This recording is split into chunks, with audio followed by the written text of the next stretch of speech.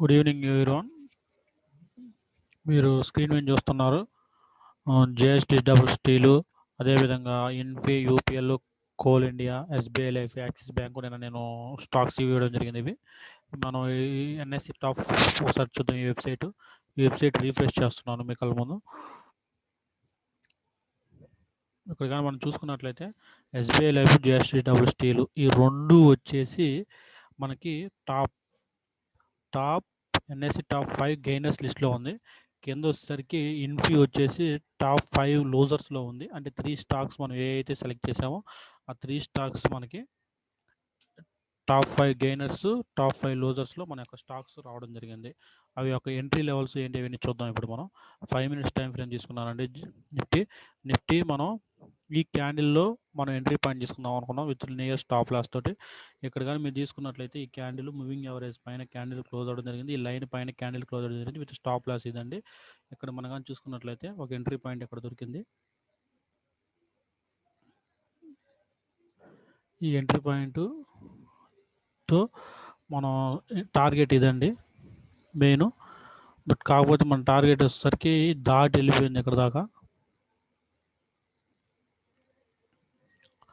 Try stop loss తీసుకున్నా ఎక్కడో చోట హిట్ అయినా కానీ మనం మంచి టార్గెట్ వచ్చింది.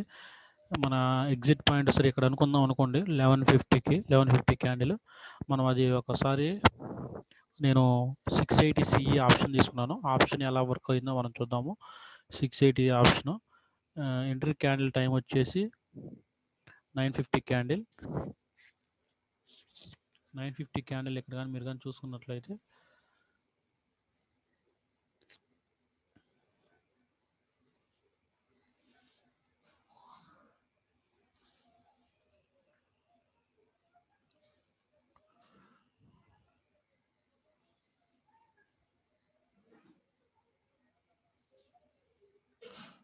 వన్ 7.8 వచ్చిందండి. ఆల్మోస్ట్ 25 ఆఫ్ దగ్గర వెళ్తే 38 13 పాయింట్స్ రావడం జరిగింది. దీంట్లో ఒక లాట్ సైజ్ వచ్చేసి మనకి ఎంత ఉందంటే అండి 1350 ఉందండి. 1350 ఇంటూ 13 వేసుకుంటే ఎంత ప్రాఫిట్ వస్తే అంత ప్రాఫిట్ అండి. మనకి అంత మంచి ప్రాఫిట్ రావడం జరిగింది జేఎస్డబ్ల్యూ స్టీల్లో. అదేవిధంగా ఇన్ఫీ చూద్దాం.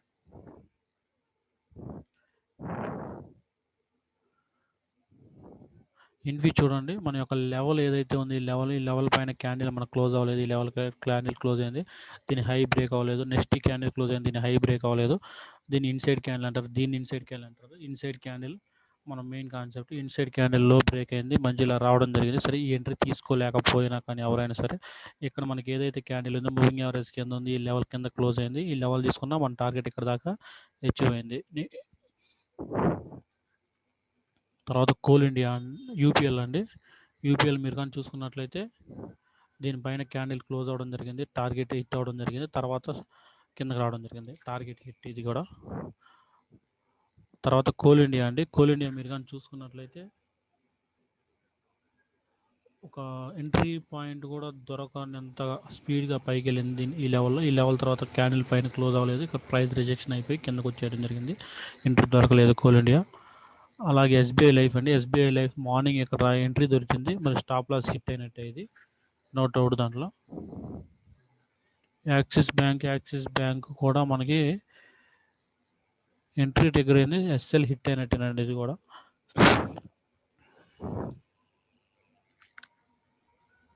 ఇదండి మన ఎన్ఎస్సి టాప్ 5 గెయినర్స్, 5 లూజర్స్లో 3 స్టాక్స్ మన ఉండడం జరిగింది. ఇది మన యొక్క ప్రాధాన్యత, స్టాక్ సెలెక్షన్ ఇంపార్టెంట్ అండి. Thank you very much everyone.